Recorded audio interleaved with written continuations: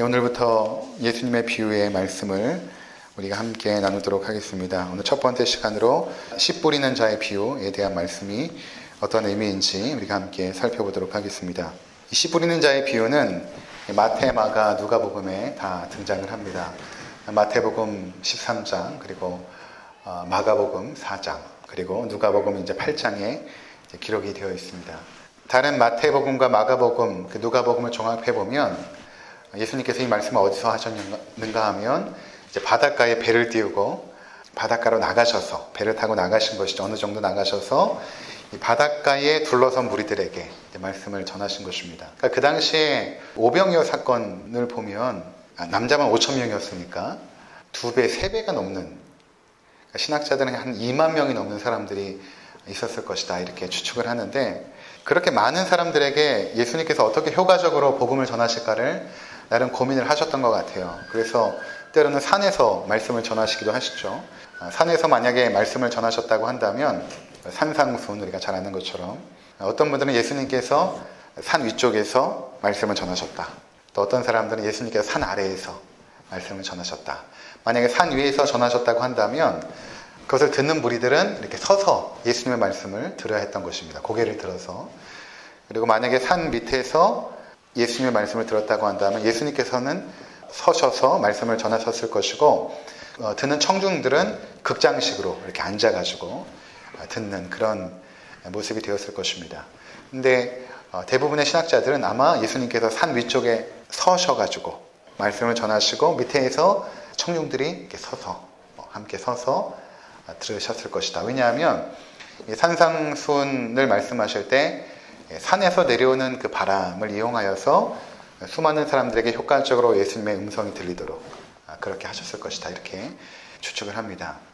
그리고 마찬가지로 예수님께서 이 바닷가에 배를 띄우시고 하셨던 이유도 마찬가지입니다. 이 바다에서 불어오는 그 바람을 이용하여서 그 당시에 그 수천 명이 모인 그 사람들에게 예수님의 음성이 효과적으로 전달되도록 그렇게 하셨던 것이죠.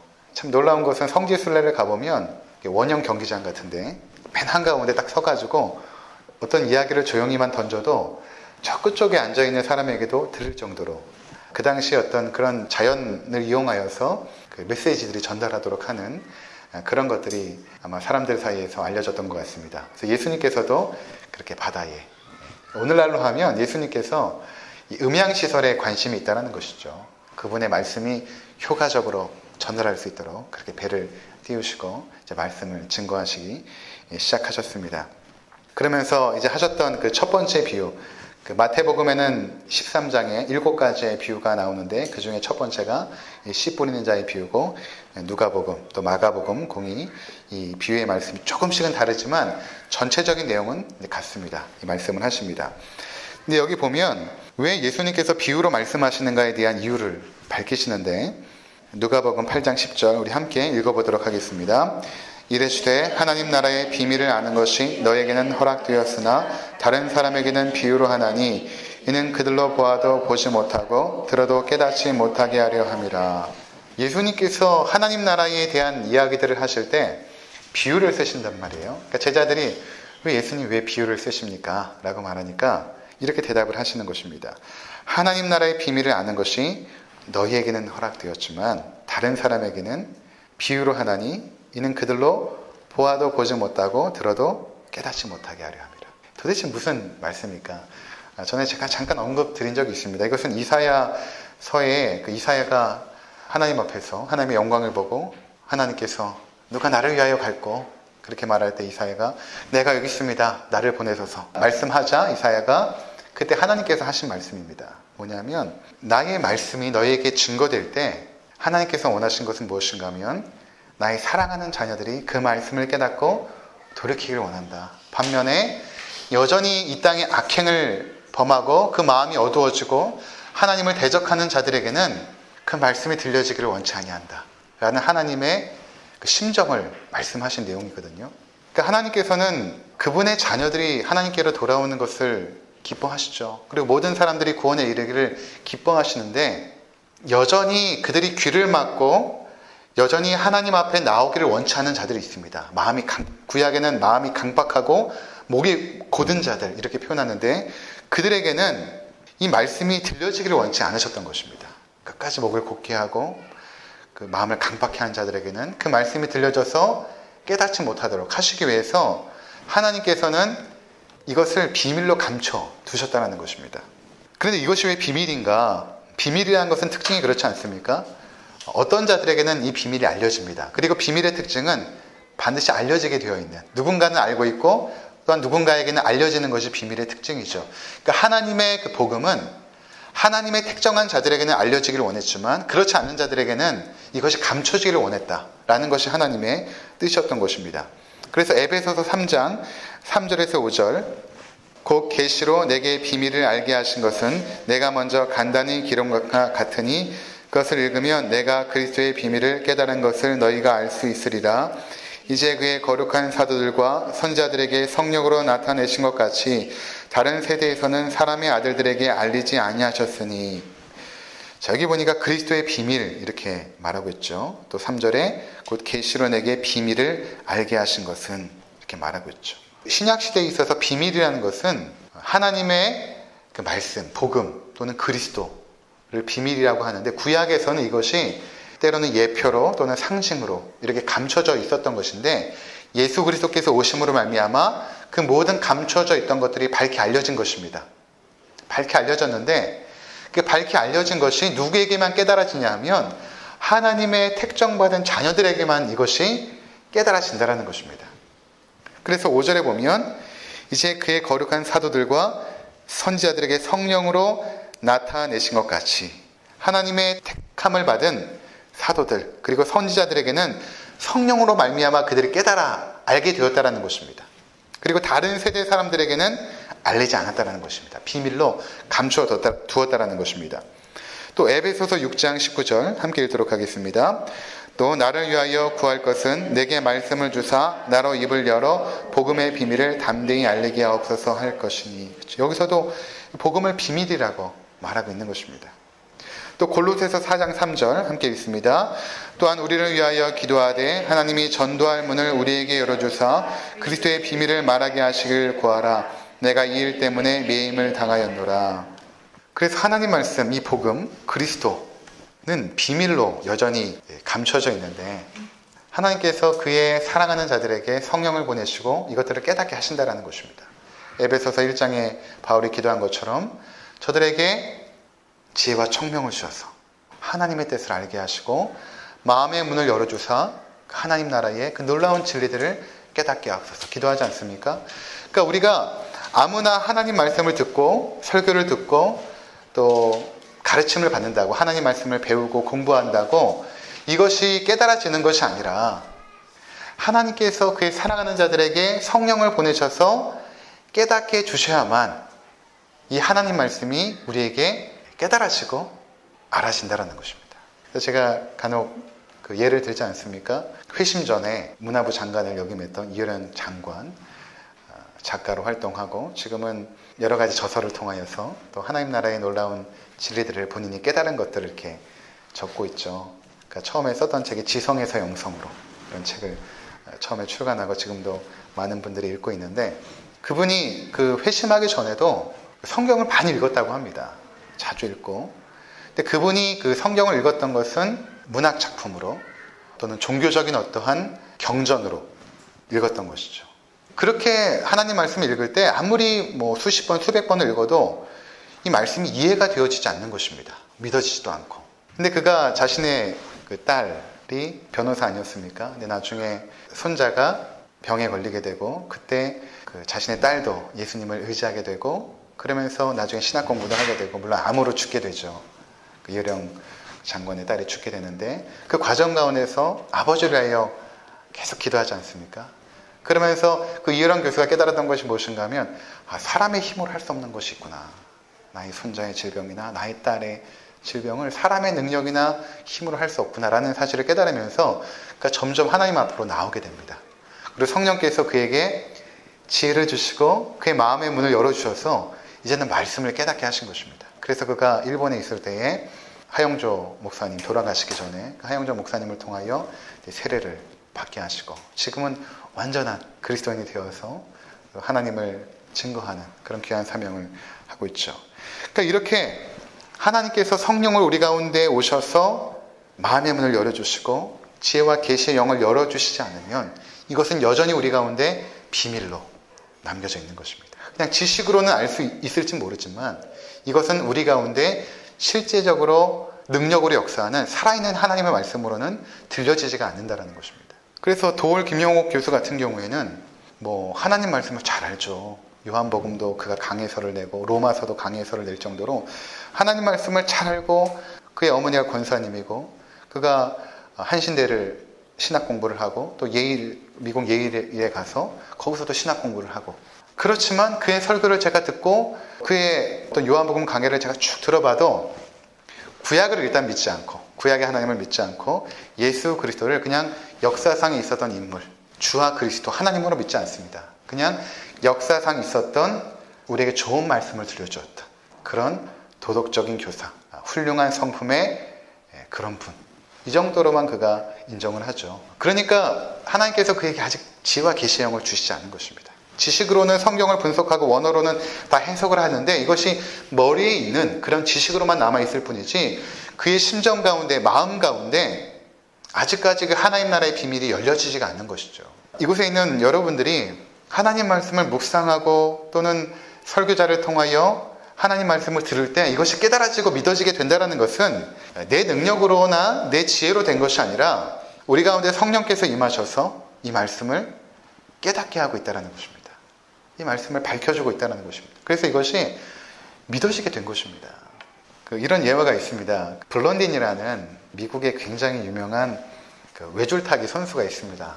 블런딘 이렇게 치면 인터넷에도 그가 외줄타기 했던 것들이 나옵니다. 그냥 외줄타기 하는 것이 아니라 손에 뭐를 들기도 하고 때로는 수레를 짊어지기도 하고 이렇게 외줄타기를 하는 그런 사람이에요. 아마 그 사람을 모델로 하여서 이 예화가 나온 것 같아요. 실제로 있었던 일입니다. 나이아가라 폭포에다가 외줄을 걸어놓고 내가 미국에서 캐나다까지 외줄을 타고 건너겠다. 수많은 이제 신문 기자들이 모인 것이죠. 그리고 이제 외줄을 타고 이제 거기를 건넙니다. 사람들이 박수를 치죠. 근데 블론딘이 이렇게 말합니다. 여러분, 이번엔 내가 이쪽에서 이쪽으로 다시 한번 갈 텐데 이번엔 제가 수레를 하나 끌고 갈 것입니다. 여러분, 제가 갈 것이라고 믿습니까? 라고 묻자 사람들이 박수를 치면서 우리 믿습니다. 당신이 분명히 외줄타기의 명수기 때문에 수레를 끌고 여기까지 갈 것을 우리는 믿습니다. 박수를 칩니다. 수레를 끌고 아주 쉽게 도달을 했습니다. 그리고 이번에는 뭐라고 말하냐면 여러분, 이번엔 제가 등에다가 한 사람을 업고 저기를 건너갈 것입니다. 여러분, 제가 한 사람을 업고 건너갈 것을 믿으십니까? 라고 도전을 하니까 사람들이 우리는 믿습니다. 당연히 수레까지도 업고 갈 정도면 한 사람 업고 가는 것이라 당신이 할 수 있을 것입니다. 라고 박수를 치면서 이제 믿습니다. 라고 동조를 했던 것이죠.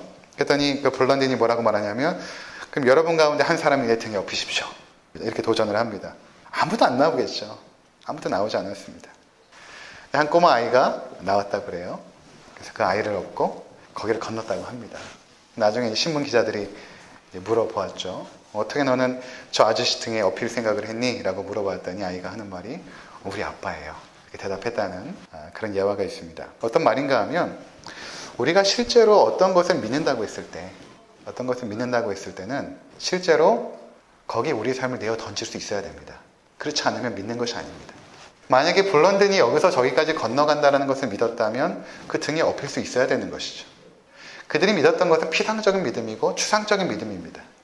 그냥 머리로 당신 할 수 있습니다 라는 어떤 확신, 신념, 여기에 가깝죠.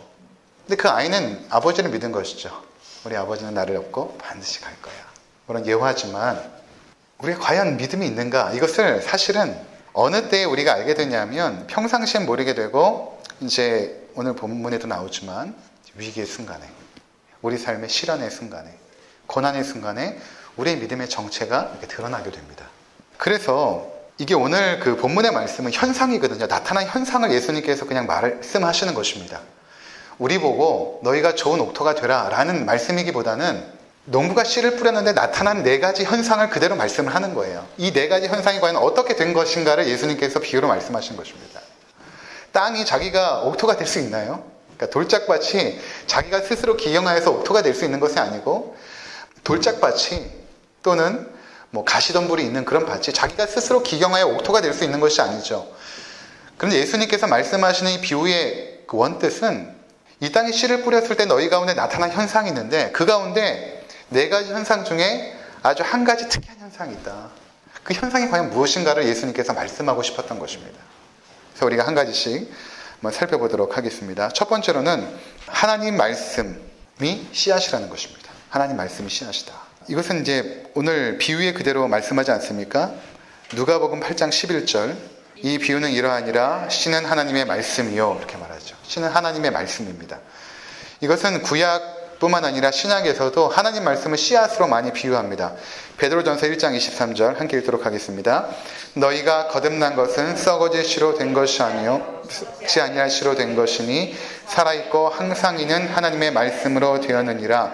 그러므로 모든 육체는 풀과 같고 그 모든 영광은 풀의 꽃과 같으니 풀은 마르고 꽃은 떨어지되 오직 주의 말씀은 세세토록 있도다 하였으니 너희에게 전한 복음이 곧 이 말씀이니라. 그렇죠. 너희가 거듭난 것은 하나님의 말씀으로 된 것인데 그 하나님 말씀은 썩어질 씨가 아니라 썩지 아니하는 살아있는 그 씨앗으로 된 것이다. 그렇게 말씀하고 있죠. 또 시편 126편 5절 6절 함께 있습니다. 눈물을 흘리며 씨를 뿌리는 자는 기쁨으로 거두리로다. 울며 씨를 뿌리러 나가는 자는 반드시 기쁨으로 그 곡식단을 가지고 돌아오리로다. 그래서 구약에서부터 신약 시대에 이르기까지 하나님 말씀을 씨앗으로 많이 표현을 합니다. 그렇다면 토양은 무엇인가? 토양은 복음을 듣는 자의 마음의 상태를 의미합니다. 누가복음 8장 12절 함께 읽도록 하겠습니다. 길가에 있다는 것은 말씀을 들은 자니 이에 마귀가 가서 그들이 믿어 구원을 얻지 못하게 하려고 말씀을 그 마음에서 빼앗는 것이요. 그렇죠. 그 마음에서 빼앗는 것이요. 그러니까 토양이라는 것은 마음의 상태. 또 누가복음 8장 15절 함께 있습니다. 좋은 땅에 있다는 것은 착하고 좋은 마음으로 말씀을 듣고 지켜 인내로 결실하는 자니라. 그 마음의 상태. 좋은 땅은 좋은 마음의 상태. 마음이라는 것은 유대 사회에 있어서 그 인격의 중심을 말하는 것입니다. 인격의 중심. 그러니까 마음이 바뀌었다라는 것은 그 인격이 바뀌었다. 그 사람됨이 바뀌었다. 이런 의미입니다. 로마서 12장에 보면 너희가 마음을 새롭게 함으로 변화를 받아 하나님의 선하시고 기뻐하시고 온전하신 뜻이 무엇인지 분별하도록 하라 할 때 그 마음, 그 존재의 중심, 인격의 중심, 그 존재의 됨됨이 그것을 말하죠. 그러니까 마음이라는 것은 전인격적으로 그 말씀을 어떻게 받는가에 대한 부분을 말씀하고 있는 것입니다. 첫 번째 길가라는 것은 복음의 진리가 침투할 수 없는 마음의 상태를 의미합니다. 그 당시에 농부들이 이제 큰 주머니에다가 씨앗을 이렇게 담고 이제 씨앗을 이제 쫙쫙 뿌리면서 다니거든요. 우리가 상상해 볼 수 있죠. 지금도 그렇게 씨앗을 뿌리는 농부들이 있으니까. 이렇게 뿌리게 되면 길가라는 것은 어떤 것이냐면 이 밭과 밭 사이에 사람들이 이렇게 통행하는 그 딱딱한 땅을 말합니다. 사람들과 뭐 수레가 다니고 이런 길가가 아니라 밭과 밭 사이에 놓여져 있는 그런 딱딱한 땅들.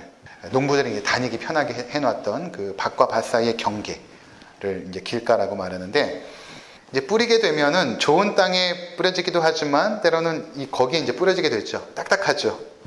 그렇게 딱딱하여서 결코 씨앗이 침투할 수가 없는 것입니다.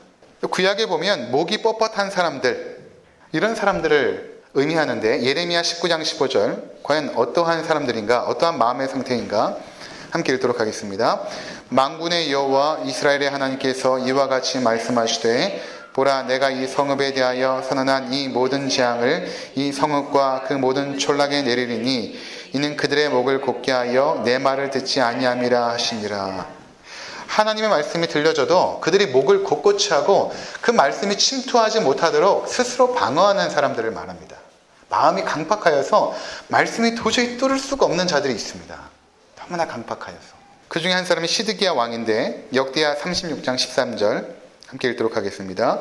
또한 느부갓네살 왕이 그를 그의 하나님을 가리켜 맹세하게 하였으나 그가 왕을 배반하고 목을 곧게 하며 마음을 완악하게 하여 이스라엘 하나님 여호와께로 돌아오지 아니하였고, 마음을 완악하게 하고 목을 곧게 하고, 하나님 말씀이 선지자를 통하여 증거되거나 오늘날에는 설교자들을 통하여 또는 우리 주변의 믿음의 사람들을 통하여 하나님 말씀이 전해지는데 그들이 목을 곧게 하고 마음을 스스로 강박하게 하여서 그 말씀을 듣지 않는다라는 것입니다. 이들은 나중에 그 스데반이 복음을 증거할 때에 귀를 막고 그들은 나중에 그 스데반을 돌을 들어 터 죽이는 그런 일을 하죠. 사도행전 7장 15절 함께 읽도록 하겠습니다. 목이 곧고 마음과 귀에 할례를 받지 못한 사람들아 너희도 너희 조상과 같이 항상 성령을 거스르는도다. 하나님의 말씀이 성령을 통하여 그들 가운데 계속해서 전해지는데 그들이 목이 곧고 마음의 할례를 받지 않고 그 말씀을 받아들이지 않는다는 것입니다. 자, 두 번째는 그 말씀의 씨앗이 뿌려졌을 때 바위 위에 떨어지는 경우가 있다고 합니다. 바위 위에. 이 바위 위라는 것은 어떤 경우냐면 땅에 돌들이 이렇게 있는 땅이 아니라 농부는 그 돌들을 다 이렇게 기경하면서 치우지 않았겠습니까? 근데 그 당시에 이제 보통 기경할 때 쓰는 그 기구가 한 30cm 정도 됐다고 해요. 그러니까 30cm 정도로 기경을 했는데도 그 돌을 치우지 못했다는 것은 그 밑에 이렇게 바위가 있는 것입니다. 널널한 바위들. 그러니까 씨앗이 처음엔 떨어졌는데 뿌리를 내리려고 들어가다가 바위에 막혀가지고 더 이상 뿌리를 내리지 못하는 그런 상태를 말하는 것입니다. 얄팍한 흙과 같은 마음의 상태를 말하는 것입니다. 그러니까 이런 상태가 어떤 상태냐면 처음에 이제 씨앗이 뿌려졌으니까 이것이 어느 정도 뿌리를 내리고 들어갑니다. 그래서 처음에는 믿음이 있어 보이기도 하고 그 말씀을 받았을 때 기쁨도 누리는 것 같고 또 열정도 있습니다. 그런 분들이 계세요. 그래서 저분이 믿는구나 라고 생각할 정도로 저분이 믿음이 있구나. 저분의 열정이 있고 저분 가운데 기쁨이 있고 하는 것을 보니까 저분에게 믿음이 있어. 말씀이 지금 들어갔어 라고 생각을 하는데 실제로 말씀이 들어가지 못하는 경우가 있다는 것입니다. 그래서 히브리서 3장 14절 우리가 시작할 때 확신한 것을 끝까지 견고히 잡고 있으면 그리스도와 함께 참여한 자가 되리라. 무슨 말인가 하면 그 시작할 때 함께 말씀을 들었는데 어떤 사람들은 끝까지 그 말씀을 견고히 붙잡고 예수 그리스도의 제자로서 하나님의 백성으로 살아가는 자들이 있는가 하면 어떤 자들은 끝까지 견고히 그 말씀을 붙잡지 못하고 실패하는 자들이 있더라 라는 사실입니다. 또 골로새서 1장 23절 함께 읽도록 하겠습니다. 만일 너희가 믿음에 구하고 터 위에 굳게 서서 너희 들은 바 복음의 소망에서 흔들리지 아니하면 그러하리라. 이 복음은 천하 만민에게 전파된 바요 나 바울은 이 복음의 일꾼이 되었노라. 너희가 믿음에 구하고 터 위에 굳게 서서 너희 들은 바 복음의 소망에서 흔들리지 아니하면 그리하리라. 근데 흔들리고 뿌리가 약해서 넘어가는 자들이 있다는 것입니다. 제 주변에도 그런 분들을 봐요. 저분 정말 처음에 어느 정도 열정을 보이냐면 막 성경만 읽는 거예요. 성경만 읽고 또 어느 경우는 또 신비한 체험도 하기도 해요. 그러니까 그런 일들이 있다고 해서 믿음이 있다라고 단정할 수 없다는 것입니다. 열정도 있고 감격도 있고 기쁨도 있지만 거짓 회심인 경우가 때로는 있다는 것입니다. 그래서 믿음의 진정성을 삶의 열매로 알죠. 그렇게 주여 주여 하는 자마다 천국에 들어가는 것이 아니라 너희가 정말로 열매를 맺어야 된다. 그래서 요한일서 2장 19절 보면 그런 자들에 대해서 요한이 언급합니다. 요한일서 2장 19절 함께 있습니다. 그들이 우리에게서 나갔으나 우리에게 속하지 아니하였나니 만일 우리에게 속하였더라면 우리와 함께 거하였으려니와 그들이 나간 것은 다 우리에게 속하지 아니함을 나타내려 함이니라. 함께 믿음을 가지고 있다가 결국엔 나갔다라는 것입니다. 나갔다라는 것은 어떤 의미가 있냐면 그들이 결국에는 진정한 하나님의 백성이 아니었다라는 것을 증명한다 라고 지금 요한이 말하고 있는 것입니다. 세 번째는 가시떨기에 떨어지는 씨앗이 있다. 이것은 무엇인가 하면 세상을 지나치게 좋아하거나 거기에 지나치게 얽매이는 마음. 야고보서 1장 8절 두 마음을 품어 모든 일에 정함이 없는 자로다. 마음이 갈라진 것입니다. 하나는 교회에 담가놓고 하나는 세상에 담가놓고 이리저리 왔다 갔다 하면서 사실은 예수님께서 산상수훈에서 너희가 하나님과 재물을 겸하여 섬길 수 없다 라고 말씀하셨을 때는 실제로 그런 사람들이 있었다는 것입니다. 하나님도 섬기고 재물도 섬기는 자들이 있었다는 것입니다. 그러니까 어떤 자냐면 자신의 세속적인 삶의 풍요와 안정을 위하여 하나님을 이용하는 자들이죠. 그러니까 실제로 표면적으로 볼 때는 하나님을 경배하고 열심히 성실히 신앙생활을 하는데 그 마음의 중심 상태는 어떤 상태냐면 세상적인 어떤 욕심, 또 세상적인 이익들을 위해서 실제로 종교 생활을 하고 있는 것입니다. 그러니까 두 마음을 품고 있는 것입니다. 누가복음 16장 13절 거기 함께 읽도록 하겠습니다. 집 하인이 두 주인을 섬길 수 없나니 호기를 미워하고 저를 사랑하거나 호기를 중히 여기고 저를 경히 여김이라. 너희는 하나님과 재물을 겸하여 섬길 수 없느니라. 둘 중에 하나만 우리가 섬기는 것인데, 실제로 두 가지를 함께 섬긴다는 것은 저들이 자신의 재물을 위하여 하나님을 이용하고 있는 상태라고 말할 수 있습니다. 그래서 마태복음 13장 22절에는 이러한 상태를 이렇게 말하고 있습니다. 함께 있습니다. 가시떨기에 뿌려졌다는 것은 말씀을 들으나 세상의 염려와 재물의 유혹에 말씀이 막혀 결실하지 못하는 자요. 하나님 말씀을 아무리 들어도 이 세상적인 그런 어떤 분주함들, 세상적인 이익들에 걸려 있어서 그 말씀이 침투하지 못하고 결국에는 그들이 어떠한 고난 앞에서는 또는 자신의 삶의 어려움 앞에서는 믿음을 저버리기도 한다는 것입니다. 그래서 제가 전에 그 분당에서 섬기던 교회에 한 집사님이 저에게 신방을 요청하셨어요. 여자분인데 건축업을 하는 CEO입니다. 그분이 이제 자기 오피스텔로 저와 전도사님을 불러서 예배를 드리는데 자신의 올해 목표가 뭐냐면 100억을 달성을 하는 거예요. 100억을. 그러면 자기가 10개의 교회를 아시아에 세우겠다라고 약속을 하면서 축복 기도를 해달라고 요청을 하셔서 이렇게 기도를 해드렸죠. 그리고 이제 돌아왔는데 이분이 새벽 예배를 계속 나오시는 거예요. 작정을 하시고 40일을 나오십니다. 그러니까 알고 봤더니 일이 계속 안 되는 거예요. 무슨 일들이 계속 안 돼가지고 기도도 바꾸시고 또 새벽 기도도 하고, 그리고 40일째가 딱 되어서 이제 식사를 초대해서 또 식사를 같이 이제 먹었는데 목사님 제가 40일이 되었습니다. 그리고 뭔가 얼굴이 굉장히 환해지고 밝아졌어요. 뭔가 기대하는 마음이요. 40일까지 기도를 했으니 뭔가가 될 것이다라고 생각을 했겠죠. 근데 그리고 나서 이분이 안 보이시는 거예요. 교회에. 연락도 다 끊으시고. 그리고 이제 신방을 하다가 어디 건축하는데 그분이 이렇게 지시하는 걸 제가 잠깐 보긴 했지만 그 이후로 만나지 못했습니다. 그리고 들려오는 소식이 무엇인가 하면 이분이 절에 갔다는 거예요. 절에. 그러니까 이분이 지금 어떤 상태였습니까? 자신의 사업을 위하여 하나님을 이용하고 있는 상태였죠. 그것이 교회이든 불교이든 뭐 천주교이든 상관이 없는 거예요. 그러니까 그런 상태가 언제 드러나는 거예요. 그러니까 40일 작전 기도도 왜 한 거예요? 정말 하나님의 영광을 묻고 그분의 뜻에 따라서 가는 것이 아니라 내가 40일 동안 내가 기도했는데 나의 기도를 안 들어주신 하나님이라면 내가 더 이상 여기 있을 수 없다라고 그분은 판단한 것입니다. 이렇게 신앙생활을 하는 분들이 실제로 있습니다. 그리고 많이 있습니다. 자, 디모데전서 6장 9절에서 10절 함께 읽도록 하겠습니다. 부하려 하는 자들은 시험과 올무와 여러 가지 어리석고 해로운 욕심에 떨어지나니 곧 사람으로 파멸과 멸망에 빠지게 하는 것이라.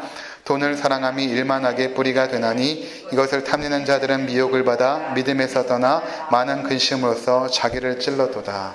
믿음에 있었던 사람들입니다. 믿음에 있었던. 근데 믿음에서 떠나버리죠.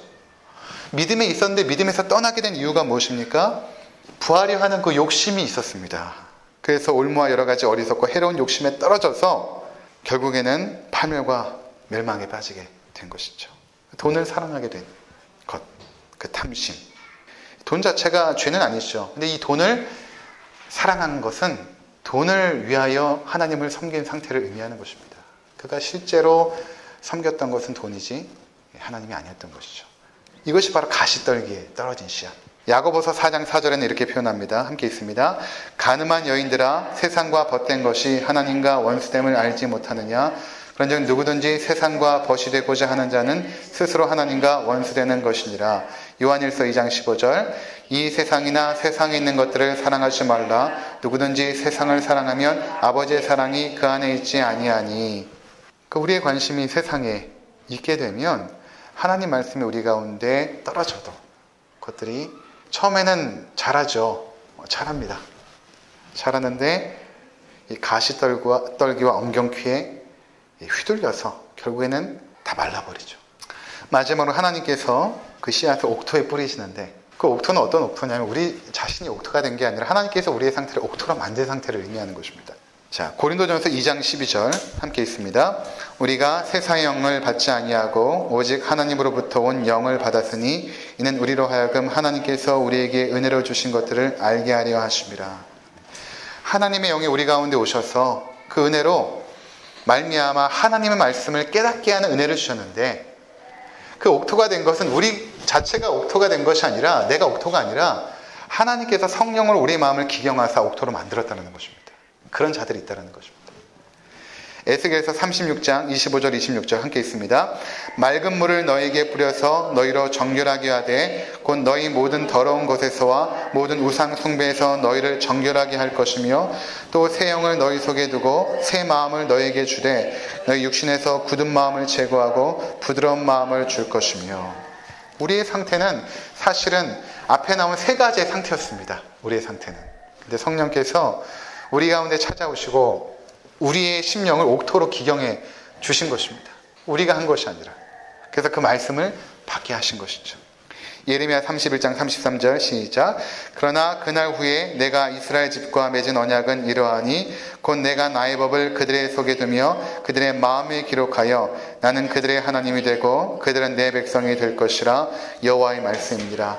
너희가 하나님의 백성이 되는 것은 어떻게 되는 것이냐면 내가 나의 법을 너희의 마음속에 둘 것이다. 하나님께서 불가항력적인 은혜로 뚫고 들어와 우리의 마음을 옥토로 만들고 그 가운데 복음의 씨앗을 심을 것이다.